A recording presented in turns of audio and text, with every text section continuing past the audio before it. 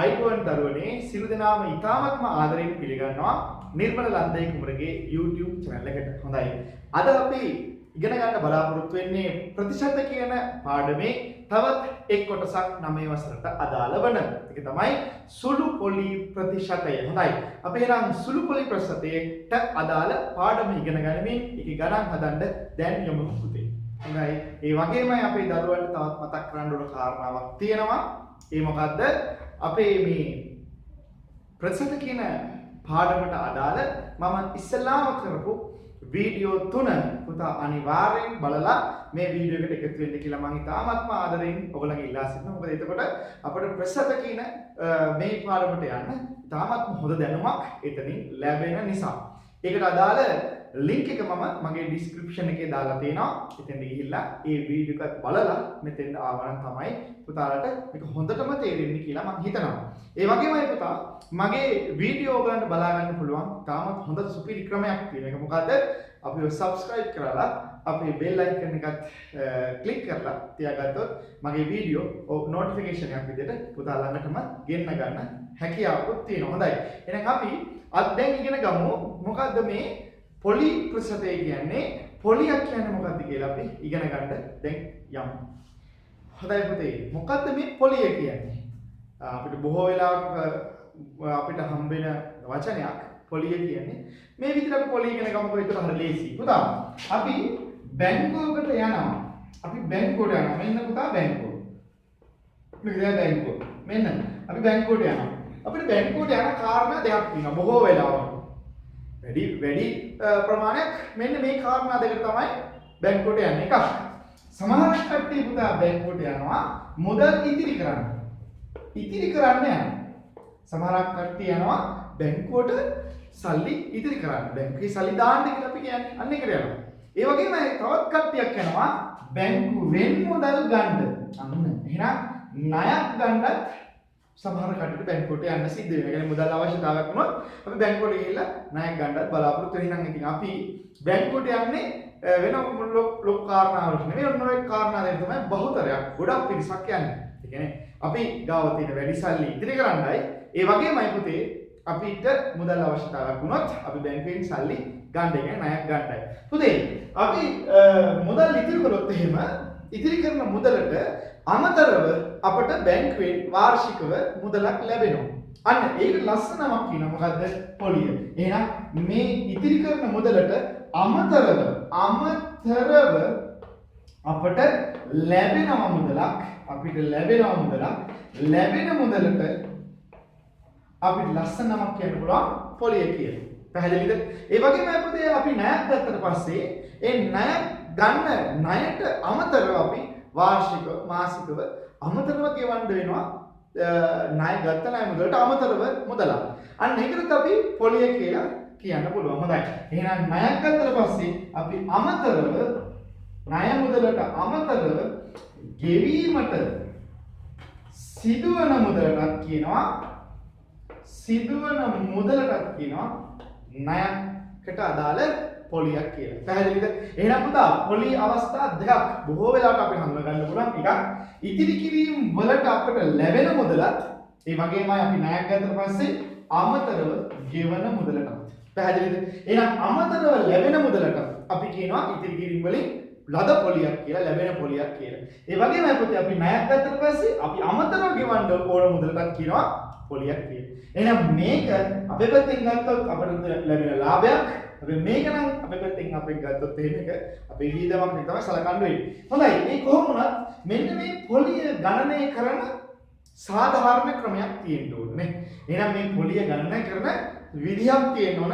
ඒ පොලිය ගණනය කරන විදි ගොඩක් තියෙනවා. එකක් සුළු පොලි ක්‍රමය, අනිත් එක පුතා වැල් පොලි ක්‍රමය, අනිත් එක හීනුන ශේෂි ක්‍රමය.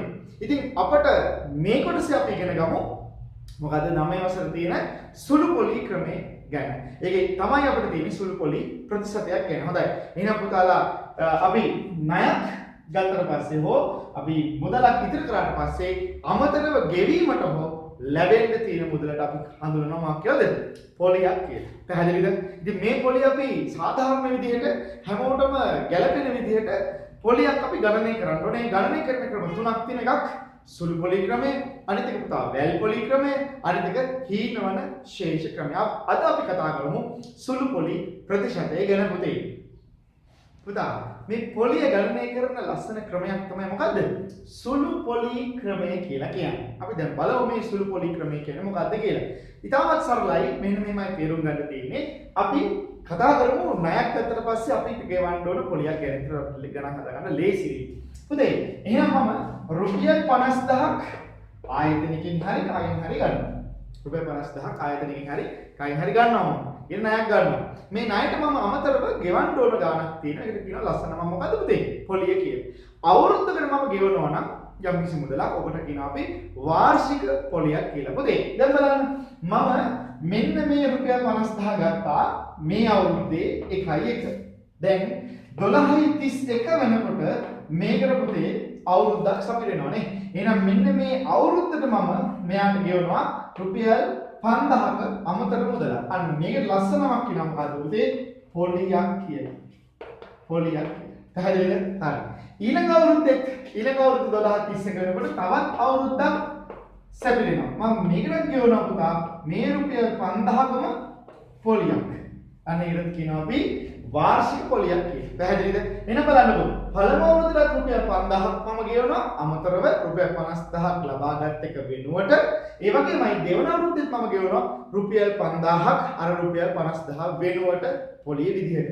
තුන්වන අවුරුද්දෙත් මම පුතේ මම රුපියල් 50000 වෙනුවට රුපියල් 5000ක්ම පොලිය ගෙවනවා. බලන්න පොලිය හැම අවුරුද්දකම එකම ප්‍රමාණයකින් තමයි මම ගෙවන්නේ. එහෙනම් මෙන්න මේ ක්‍රමයට ලස්සනමක් කියනවා මොකද්ද? සුළු පොලි ක්‍රමය කියන්නේ. එහෙනම් පුතා සුළු පොලි ක්‍රමය කියන්නේ මොකද්ද කියලා අහුවොත් උත්තරයක් අපි ගාව තියෙනවා. මොකද්ද? අවුරුද්දකට වාර්ෂික පොලිය එකම අගයකින් ගණනය කරන්න සිද්ධ වෙන පොලිය ක්‍රමයට කියනවා අපි මොකද්ද පුතේ? සුළු පොලි ක්‍රමය කියලා. එහෙනම් දැන් අපි මෙහෙම හිතමුකෝ. මෙයා රුපියල් 50000ක් ගත්තා.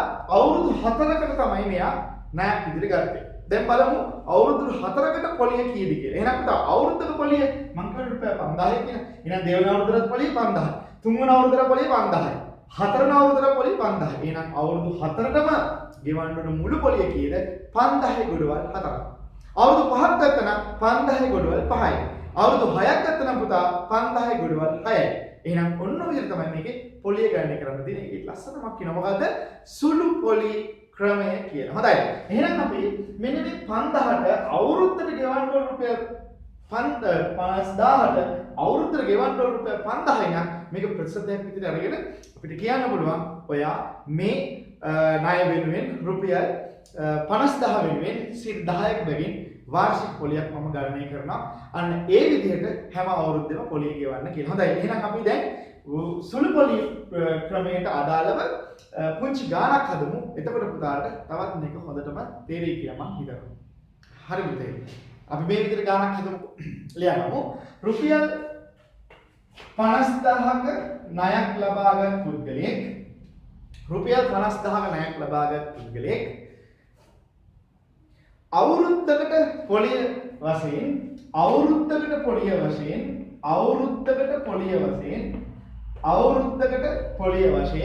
රුපියල් 5000ක් ගෙවයි. අවුරුද්දකට පොලිය වශයෙන් රුපියල් 5000ක් ගෙවයි. අවුරුද්දකට පොලිය වශයෙන් රුපියල් 5000ක් ගෙවයි. පළවෙනි ප්‍රශ්නේ අහනවා පොලි අනුපාතිකය කීයද? පොලි අනුපාතිකය කීයද? වාර්ෂික පොලි අනුපාතිකය කීයද? දෙවෙනි ප්‍රශ්නේ අහනවා අවුරුදු 3කට ගෙවන මුළු පොලිය කීයද? අවුරුදු 3කට ගෙවන මුළු පොලිය කියලා අපෙන් අහනවා. අවුරුදු 3කට ගෙවන මුළු පොලිය. ඊළඟ ප්‍රශ්නේ අහනවා පුතේ අවුරුදු 3ක් අවසානයේ ණය නිදහස් වෙන්න කීයක් ගෙවන්න ඕනද කියලා. අවුරුදු 3ක් අවසානයේ ණය නිදහස් වෙන්න මෙයා කීයක් මුළු මුදලක් විතර ගෙවන්න ඕනද කියලා. හොඳයි. රයිට්. දැන් අපි ආ ගන්න බලමු. රුපියල් 50000ක ණයක් ලබාගත් පුද්ගලයෙක් අවුරුද්දකට ගෙවනවා රුපියල් 5000ක අමතර මුදලක්. ඔකට ලස්සනමක් කියනවා මොකද්ද පුතේ? පොලියක් ගෙවනවා කියලා. පළවෙනි ප්‍රශ්නේ අහනවා වාර්ෂික පොලිය අනුපාතිකය සොයන්න. අවුරුද්දකට පොලිය අනුපාතිකය කීයක් වෙන්න ඕනද කියලා අපි ප්‍රශ්න කරනවා. ඊට පස්සේ අහනවා අවුරුදු 3ක පොලිය කීයද කියලා. අවුරුදු 3කට ගෙවන පොලිය කීයද මේ සුළු පොලි ක්‍රමය යටතේ. ඊට පස්සේ අවුරුදු 3න් ණය නිදහස් වෙන්න මේ අනිවාර්යෙන් කොච්චරක් මුළු මුදලක් ගෙවලා මේ ණය මුදලේ නිදහස් වෙන්න පුළුවන්ද කියලා අපි අහනවා. රයිට්. අපි ගන්න බලමු පුතේ. පොලි අනුපාතිකය කීයද? වාර්ෂික පොලි අනුපාතිකය කීයද කියලා තමයි ප්‍රශ්නේ අහන්නේ. අවුරුද්දකට සුළු පොලි ප්‍රතිශතය කීයද කියලා අහන්නේ. ඔයාලා හරි ලේසි පොලි ප්‍රතිශතයක් ප්‍රශ්නයක් ඇහුවොත් අපිට හරියම ලේසි හදන්න. කොහොමද? භාගයක් බවට පත් කරනවා ඒ ගුණ කරනවා කාගෙද පුතා 100ට 100. අන්න එනවා අපිට මොකද්ද? පොලි අනුපාතිකය. දැන් බලන්න රුපියල් 50000ක් ගත්තොත් වාර්ෂික පොලි ප්‍රතිශතය අහන නිසා අවුරුද්දකට ගෙවන්න ඕන පොලිය කීයද? රුපියල් 5000යි. එහෙනම් පුතා 100ට කීයක් ගෙවන්න ඕනද? අවුරුද්දකට. right. මෙයාට මෙයා අයින් කරන්න, මෙයාට මෙයා අයින් කරන්න, මෙයාට මෙයා අයින් කරන්න, මෙයාට මෙයා කපලා දාන්න. මෙතෙන්ට පාට 5 වෙකයි 50ට 5 ගුණලා කීයද පුතා? 10යි. එහෙනම් 10 වරක 10යි. ඔන්න පුතේ 100ට නම් රුපියල් 10ක් ගෙවන්න ඕන. ඔන්න වාර්ෂික පොලි අනුපාතය කීයද? 100ට 10යි. පැහැදිලිද? හරි ලේසි. ඊළඟ ප්‍රශ්නේ අහනවා අවුරුදු 3ක පොලිය කීයද? මේ අවුරුදු 3කට නම් ණයක් ගත්තේ. අවුරුදු 3කට ගෙවන්න ඕන මුළු පොලිය කීයද කියලා. කොහොමද හන්නේ? අවුරුද්දක පොලිය රුපියල් 5000යි. ඒ වගේ 3 ගුණයක්. රුපියල් කීයද? 15000ක් ගෙවන්න ඕන අවුරුදු 3කට පොලියක් විදිහට. දැන් මේ මිනිස්සයා අවුරුදු 3ක් අවසානයේ ණය නිදහස් වෙන්න බලාපොරොත්තු වෙනවා. ණය නිදහස් වෙන්න බලාපොරොත්තු වෙනවා නම් අනිවාර්යෙන් එයා ගත්ත ණය මුදල ගෙවිය යුතුමයි. පැහැදිලිද පුතේ? ඒ වගේමයි අවුරුදු 3කට අදාළ පොලියක් ගෙවන්න ඕන මේක සුළු පොලි ක්‍රමය නිසා අවුරුදු රුපියල් 5000යි න අවුරුදු 3කට කීයද? රුපියල් 5000යි ගොඩවල් 3යි. ඒතර රුපියල් කීයද? 15000යි. මේ ඔක්කොම ගෙවලා මෙයාට පුළුවන් ණය නිදහස් වෙන්න පුතේ. එහෙනම් ණය නිදහස් වෙන්න මෙයා කීයක් ගෙවන්න ඕන? රුපියල් 65000ක් ගෙවන්න ඕන. පැහැදිලිද? හරිම ලේසි.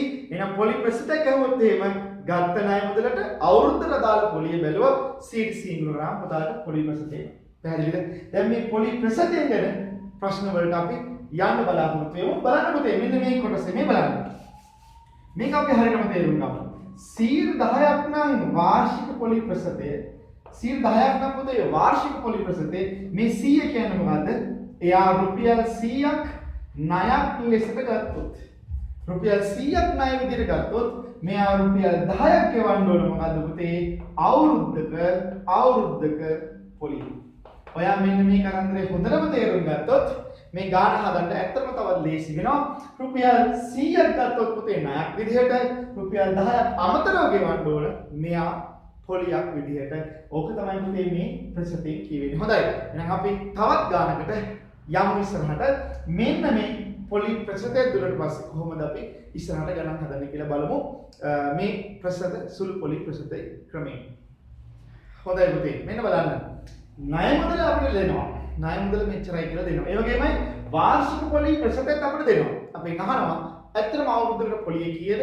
අවුරුදු ගානකට අවුරුදු 3කට 2කට පොලිය කීයද? ඒ වගේමයි ණය නිදහස් වෙනකොට එයා කීයක් මුදල ගෙවලා ණය නිදහස් වෙන්න පුළුවන්ද කියලා අහන ප්‍රශ්න ටික තමයි පුතේ ණය මුදලත් අපිට ලබා දෙලා වාර්ෂික පොලි ප්‍රතිශතය දුන්නොත් අපෙන් අහන ප්‍රශ්න ටික. හොඳයි.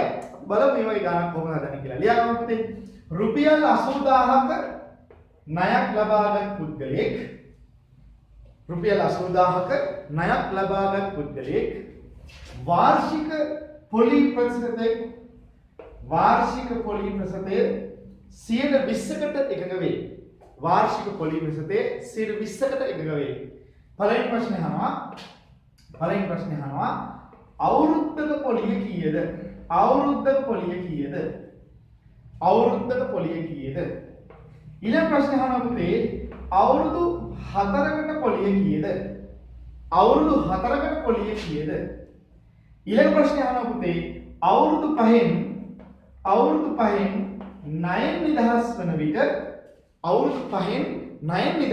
විට ගෙවීමට සිදුවන මුළු මුදල කීයද? ආයසරක් මිනිස්සරේ ගන්න බලමුකෝ. රුපියල් 80000ක් ණයක් ලබාගත් පුද්ගලයෙක් වාර්ෂික සුළු පොලි ප්‍රතිශතය 120කට එකඟ වෙනවා. ඒ කියන්නේ අවශ්‍ය රුපියල් 100ක් ගත්තොත් රුපියල් 20ක් මම ගෙවනවා පොලියක් කියලා එකක වෙනවා.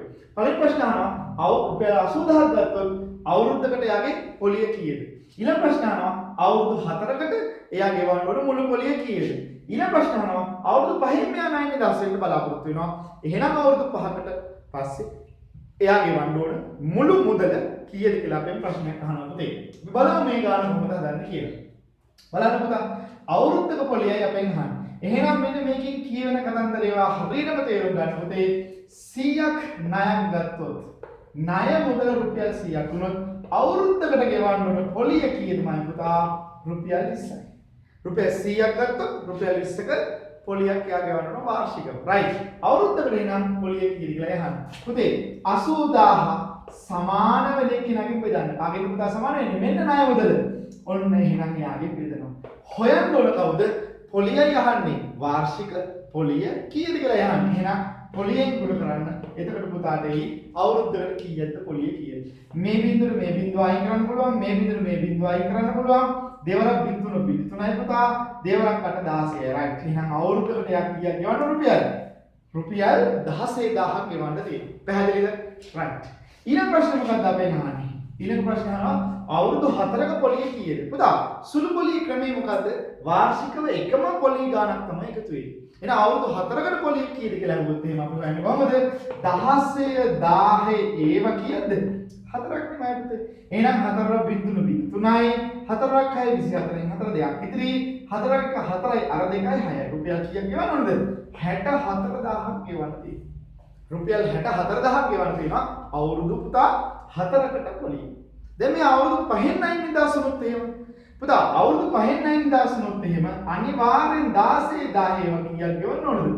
5ක් ගෙවන්න ඕන. එතන රුපියල් කීයක් ගෙවන්න ඕනද? පසරක් 6 තියෙන බිඳු 3ක් ඉතිරි පසර එක 5 8යි 80000ක්ම පොලිය ගෙවන්න තියෙනවා. එහෙම නේද? ඒ වගේමයි ගත්ත ණය මුදල රුපියල් 80000ත් මෙයාට අනිවාර්යෙන් ගෙවන්න තියෙනවා. එහෙනම් පුතා 160000ක් ගෙවලා ණය නිදහස් වෙන්න පුළුවන් අවුරුදු 5කට පස්සේ. පැහැදිලිද? හරි ලේසි මේ ගණන් හදන්න.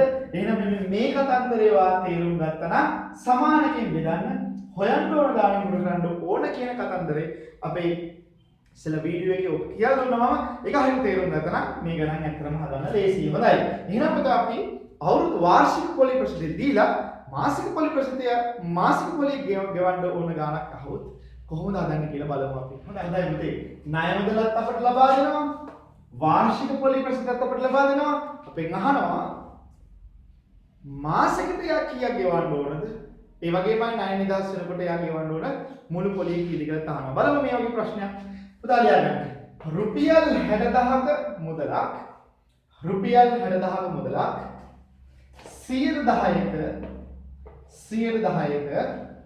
රුපියල් 60000ක මුදලක් 110ක වාර්ෂික සුළු පොලිය ප්‍රශ්නයක් යටතේ වාර්ෂික පොලිය ප්‍රශ්නයක් යටතේ ණයක් ලබාගත් පුද්ගලයෙක්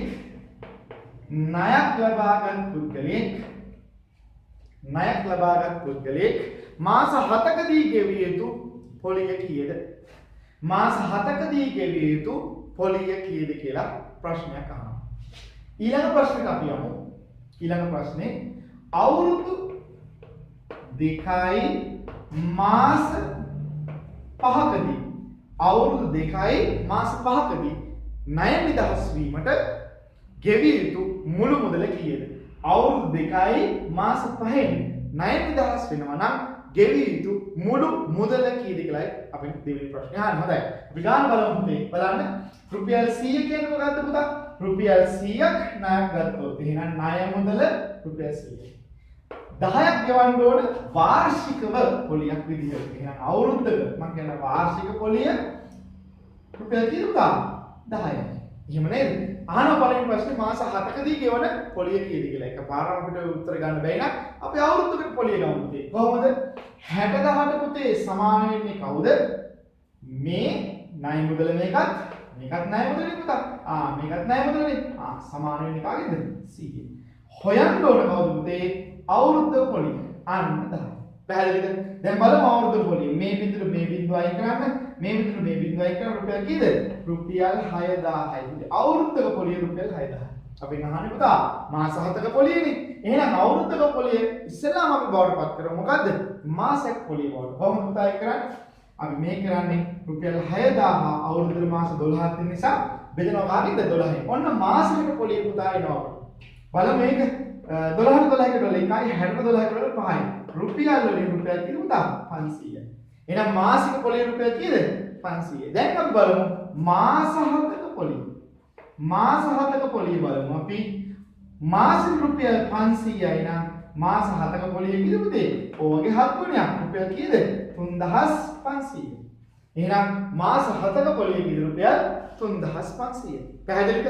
රයිට්. අපි ඉස්සෙල්ලාම අවුරුද්දක පොලිය හෙව්වා. ඒක මාසයක පොලිය බවට පත් කරා. ඊට පස්සේ ඒක මාස 7ක පොලිය බවට පත් කරන 7ෙන් ගුණ කරා. රයිට්. ඊට පස්සේ අහනවා අවුරුදු 2යි මාස 7න් 9000 වෙනවා පුතා. අවුරුද්දට ගෙවන්න ඕන පොලිය කීයද? බලන්න කොච්චර ලේසිද කියලා. අවුරුද්දට ගෙවන්න රුපියල් කීයද? 6000යි. ඒ වගේ අවුරුදු දෙකක්. ඒතර රුපියල් කීයද පුතා? 12000ක් අනිවාර්යෙන් ගෙවන්න ඕන. පැහැදිලිද?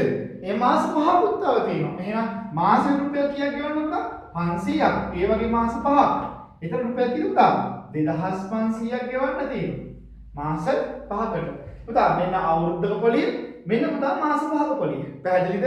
අවුරුද්දක පොලිය හන්නේ අවුරුද්දක පොලියක තියෙන කරා අවුරුද්ද එක්ක පොලිය එනවා.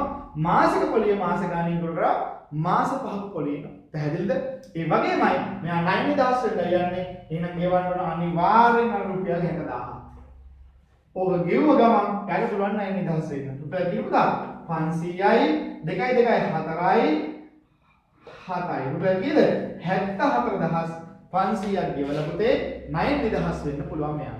පැහැදිලිද? රයිට්. හොඳයි එහෙනම් අපිට පුළුවන් මාසික පොලිය හොයන්න. ඒ වගේම මාස ගානක පොලිය හොයන්නත් අපිට පුළුවන් 9000 කරනවා නම් අවුරුදු ගානක් වෙනවා ඒකත් හොයා ගන්න ඕන. මාස ගානක් වෙන ඒකත් හොයා ගන්න ඕන. ඒකල මුළු පොලිය ණය මුදලට එකතු කරලා මුළු මුදලක් ගෙවලා මේ 9000 වෙන්න පුළුවන් පුතේ. පැහැදිලිද? හොඳයි. දැන් පුතේ ණය ලබාගත් කාලය පිළිබඳ ගැටලුවක් තමයි මේ ඔයාලට හම්බ වෙන්නේ. රයිට්. ලියාගන්නකෝ. රුපියල්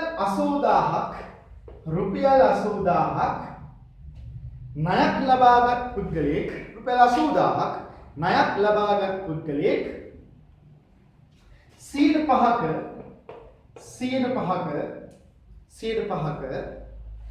වාර්ෂික සුළු පොලියකට එකඟ වේ. වාර්ෂික සුළු පොලියකට එකඟ වේ. කාලය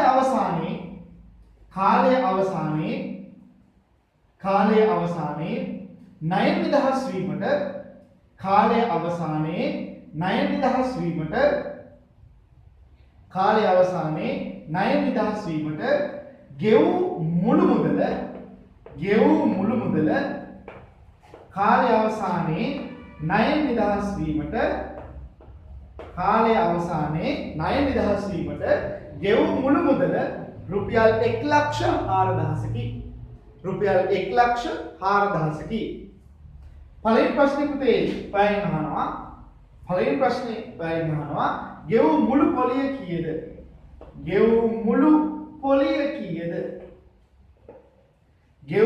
පොලිය කීයද?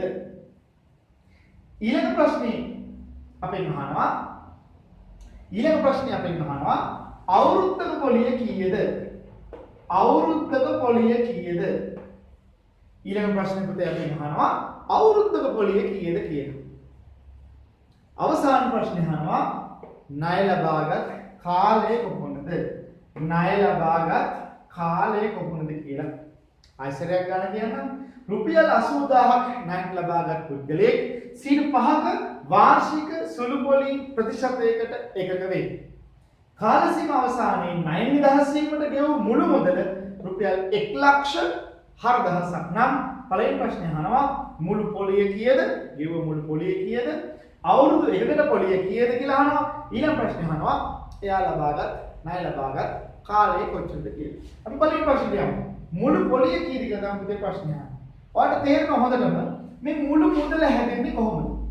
පුතේ මුළු මුදල හැදෙන්නේ කොහොමද? එයා ලබාගත් ණය මුදලත් එයා ඒ වෙනුවෙන් ගෙවූ මුළු පොලිය දෙක එකතු.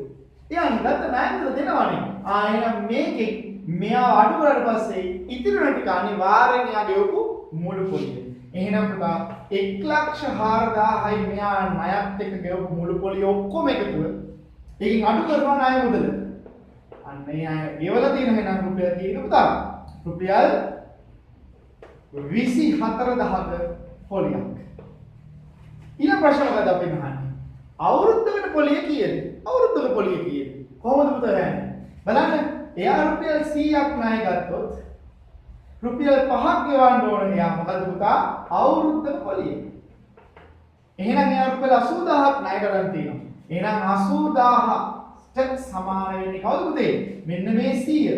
ඇයි එකක් ණය මුදල? එකක් ණය මුදල. අපෙන් අහන්නේ පළවෙනි අවුරුද්දේ පොලිය. ඒ කියන්නේ 5. පැහැදිලිද පුතේ? රයිට්. මෙයාට මෙයා කපන්න, මෙයාට මෙයා අයින් කරන්න.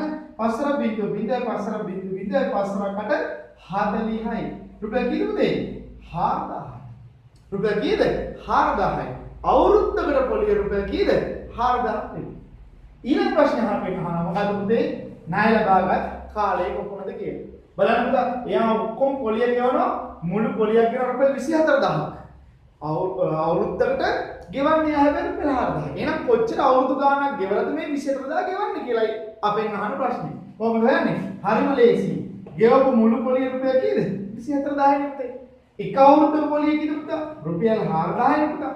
අපෙන් අහනවා එයා ණය ලබාගත් කාලේ අවුරුදු කීයද කියලා.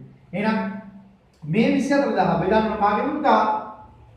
අවුරුද්දක පොලිය වෙන රුපියල් 4000 නේ. රයිට්. එහෙනම් මෙයාට මෙයා කපන්න පුළුවන්. 4ට 4 කට 2යි 24 කට පුතා 6යි. එහෙනම් කාලය අවුරුදු වලින් අවුරුදු කීයද? අවුරුදු 6ක් වෙනවා. පැහැදිලිද? එහෙනම් ණය ලබාගත් කාලයත් අපිට හරිම ලේසියෙන් හොයාගන්න පුළුවන්. මුළු පොලිය එක අවුරුද්දක පොලියෙන් බෙදුවට පස්සේ එයාට ගෙවන්න තියෙන කාලය අපිට ලැබෙනවා. පැහැදිලිද? ඔන්න ඔය විදිහට පුතේ අපි ණය ලබාගත් කාලය ඇසුරෙන් ප්‍රශ්න වලට උත්තර ගොනු කරන්නේ. හොඳයි. අපි අවසානට යමු. සීලම දත්ත දීලා ඊට පස්සේ අහනවා වාර්ෂික පොලි ප්‍රතිශතය කීයද කියලා. මුලම ගාණක් ඇදුවා. අපි දැනුත් ඒ වගේ ගාණක් හදලා මේ කොටසත් ඉවර කරලා දාමු. හොඳයි ආදරණීය පුතේ, වාර්ෂික පොලි ප්‍රතිශතය තමයි දැන් අපෙන් අහන ප්‍රශ්නේ. අපි ගාණක් ටක්කලා ලියනවා පුතා. රුපියල් 50000ක් ණයක් ලෙස ලබාගත් පුද්ගලයෙක් අවුරුදු 3ක් අවසානයේ ණයෙන් නිදහස් වීමට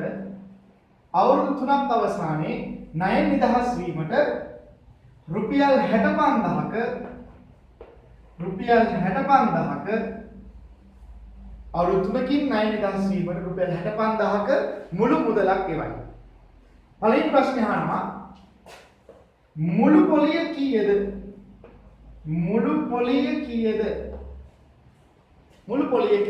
يعني ඔක්කොම පොලිය කීයද කියලා අහනවා. ඊළඟ ප්‍රශ්නේ අවුරුද්දක පොලිය කීයද කියලා අහනවා. ඊළඟ ප්‍රශ්නේ අහනවා පුතේ අපිට වාර්ෂික පොලි ප්‍රතිශතය කීයද?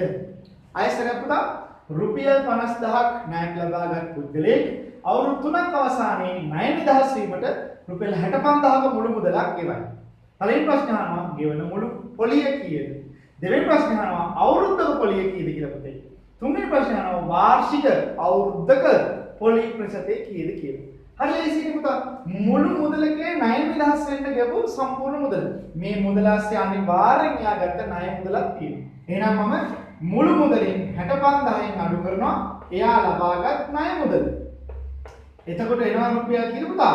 15000යි. මේක තමයි එයා ගෙවපු මුළු පොලිය. ඔන්න මුළු පොලිය අපිට ලැබෙනවා. ඊට පස්සේ වෙන ප්‍රශ්නයක් අහනවා මොකද්ද? අවුරුද්දක පොලිය කීයද කියලා. එහෙනම් පුතා මුළු පොලිය රුපියල් 15000යි නම් අවුරුදු 3කට නිගත්තේ. එහෙනම් අවුරුද්දක පොලිය කොහොමද යන්නේ? 15000 බෙදනවා. එතකොට එනවා අවුරුද්දක පොලිය කීයද කියලා. අවුරුද්දක පොලිය කීයද රුපියල් පුතා? රුපියල් 5000යි. අවුරුද්දක පොලිය රුපියල් 5000යි. පැහැදිලිද? රයිට්. ඊට පස්සේ අහනවා පුතේ වාර්ෂික පොලි ප්‍රතිශතය කීයද කියලා. කොහොමද මේ වාර්ෂික පොලි ප්‍රතිශතය හොයන්නේ? අපි භාගයක් බවට පත් කළා 100%න් ගුණාම අපිට පොලි ප්‍රතිශතයක් හොයාගන්න පුළුවන් කියලා දන්නවා. එහෙනම් යා ගත්ත රුපියල් කීයද? 50000ක ණය මුදලක්. අවුරුද්දක පොලි ප්‍රතිශතය හොයන්න ඕන නිසා අවුරුද්දක පොලිය කීයද රුපියල් 5000යි. එහෙනම් 100ට කීයද පුතේ ඒක දැන් ප්‍රශ්නේ අහන්නේ. හරිද? රයිට්. බෙදලා දාන්න පුතේ මේ බිඳුව මේ බිඳුව 5ට 5 කට 1යි 50ට 5 කට 10යි. 10 වරක් එක කීයද? 100ට 10යි. ඔන්න පුතා එයාගේ පොලි ප්‍රතිශතේ වාර්ෂික පොලි ප්‍රතිශතේ රුපියල් කීයද? 100ට 10ක් විදිහට ලැබෙනවා. හොඳයි. ඔන්න ඔය විදිහටයි පුතා මේ සුළු පොලියෙන් ඔයාලට ප්‍රශ්න අහන්නේ 9 වසර පොතේ. එහෙනම් මේක හොඳට බලලා 9 වසර පොතේ තියෙන සුළු පොලි ගානත් පුතාට හදන්න පුළුවන්. හොඳයි. එහෙනම් මේ කොටස ඔයා හොඳට ඉගෙන ගන්න ඇති කියලා මම ඇත්තටම හිතනවා. ඒ වගේමයි මේක කුණාහරි ප්‍රශ්න තියෙනවා නම්, ඒ වගේමයි අපිට දැනුවත් කරන්න ඕන කරුණු තියෙනවා නම් අපිට කමෙන්ට් කරන්නත් අමතක කරන්න එපා. ඒ වගේමයි අපේ ක්ලාස් වලටත් ඔයාලට සම්බන්ධ වෙන්න පුළුවන්. මගේ WhatsApp නම්බරේ මම ඔයාලට දාලා තියෙනවා. ඒකට ඔයාලට අමතමක් දීලා ඔයාලට ඒවටත් සම්බන්ධ වෙන්න පුළුවන්. හොඳයි එහෙනම් අපි මේ වීඩියෝ එක පුතාලට තාමත් හොඳට උගන්වනවා කියලා හිතනවා. අපි තවත් ලස්සන ප්‍රශ්න කොටසකින් හම්බ වෙනකම් සියලු දෙනාටම ආයුබෝවන්.